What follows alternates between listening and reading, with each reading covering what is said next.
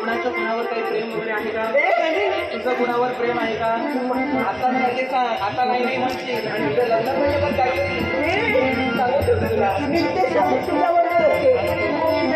मग तुला सांगितलं सगळं काही, पण काही सांगता येत नाही. ह्या अंतर्गत गोष्टी सहजासहजी कोणाला सांगत नाहीत. काय आम्ही ते तुझं काय बरोबर काही प्रेम माझा प्रयत्न नाही माझं सुद्धा नाही. आपलं ठरलं होतं ना जायचं.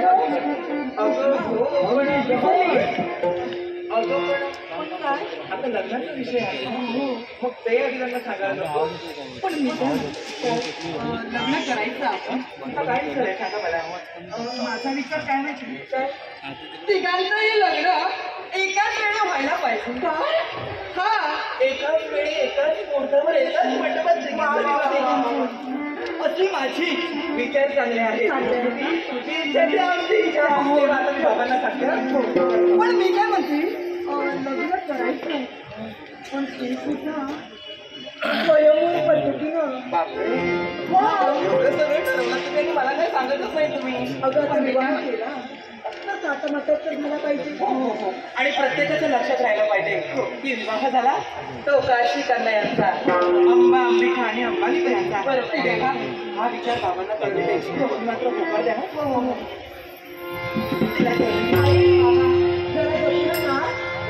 विचार ठरला विचार लग्न करायचंय सांगणार लग्न करायचंय. पण आमची लग्न करण्यामागची एक छोटीशी अट आहे. ती जर तुम्ही अट पूर्ण केल्या तर आम्ही नक्की. लहानशी अट आहे. हे बघा तुम्हा तिघी नाही कोणत्याही गोष्टीची निंदेचा भासणार नाही. आतापर्यंत तुम्हा तिघांमध्ये मी भेदभाव करणार नाही. जेवढे अलंकार तुला तेवढे त्या दोघींना सुद्धा देणार. चालेल बाबा. आतापर्यंत आमच्या प्रेमात तुम्ही कशीच कमी ठेवली नाही. पण इच्छा काय माहितीये का? आमचं जे लग्न व्हायला हवं ते तिघींचंही एकाच वेळी एकाच मुहूर्तावर एकाच मंडपात. आणि तिसरी महत्वाची गोष्ट म्हणजे आमचं तिघींचं लग्न स्वयंवर पद्धतीनं व्हायला.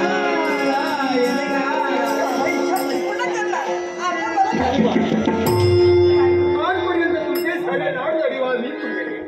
तुमच्या इच्छाकांक्षा पूर्ण मी केल्या. पण या तुमच्या इच्छेची पूर्तता माझ्याकडे होणार. हा हट्ट तुम्ही माझ्या समोर. पण आजपर्यंत आपल्या मुखातून केव्हाच हे शब्द आले.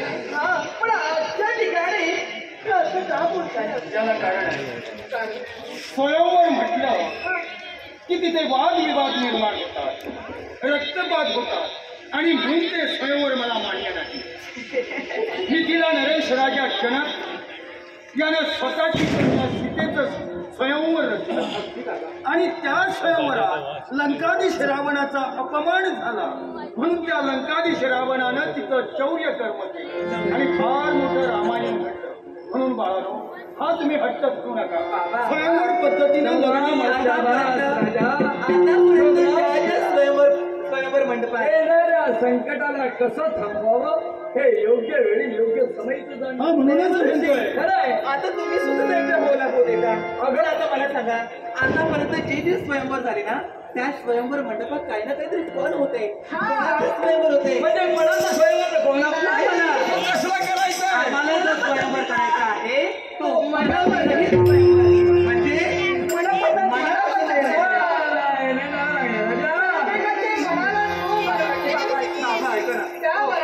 आता मला सांगा देशोदेशीचे राजकर्ते स्वयंवर मंडपात उभे असतील. आमच्या देहाला आमच्या सौंदर्याला साजेल शोभेल असा एखादा युवक पाहूच त्याच्या खंडीवर मला अर्पण करावी आणि आमचं जीवनाचं सोनं करावं. आमच्या रक्ती स्वातंत्र्याला भाव द्या ना. आमच्या बाबांनी ना केव्हाच म्हणणार नाही.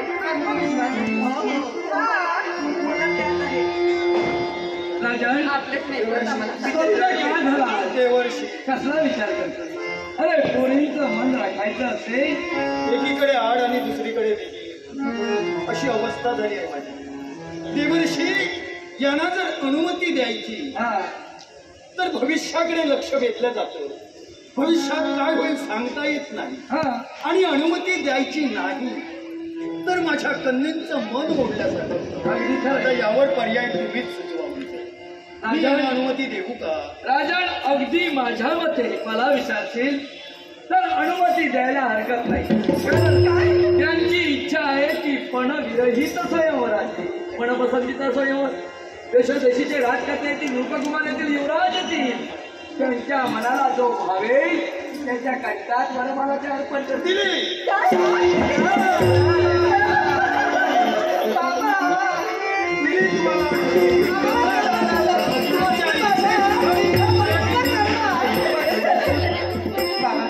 आमच्या इकडे जवळ तुम्ही घडवणार म्हणजे खरोखरच आमच्या जीवनाचं सोडवणार. बाबा तुम्ही आमचे लाडच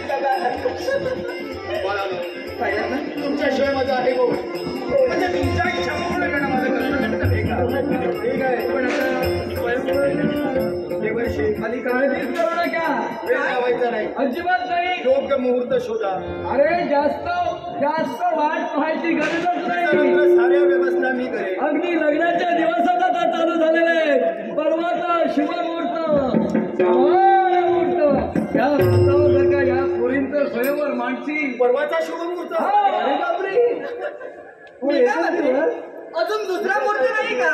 बाबा अहो परवाच्या शुभमुहूर्तावर आमची तयारी व्हायला नको. मनाची तयारी 3 दिवस आहे.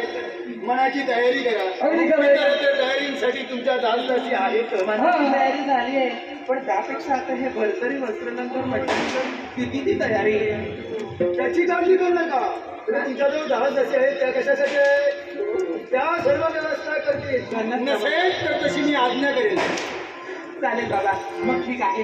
परवाच्या शुभमुहूर्तावर या तुमच्या कन्यांच्या अंबिका आणि अंबालिकेचा स्वयंवर निश्चितच होणार आहे. पण बाबा आमच्या तिथलेच मैत्रिणी आहेत. स्वयंवराचं निमंत्रण तुम्ही देशोदेशीचं राजकारणाला द्या, पण त्यापेक्षा आमच्या मैत्रिणी त्यांना जर सांगितलं नाही ना तर खूपच फसणार. त्यांच्या रागून सुवा करायचे आहे.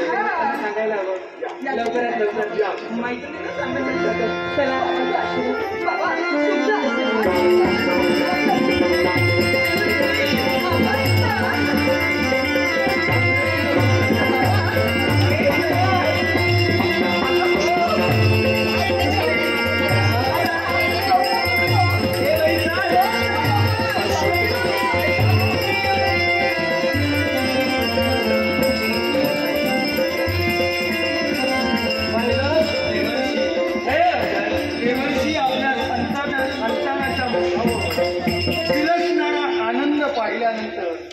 आई वडिलांना किती आनंद होतो याचा अनुभव तुम्हाला नाही.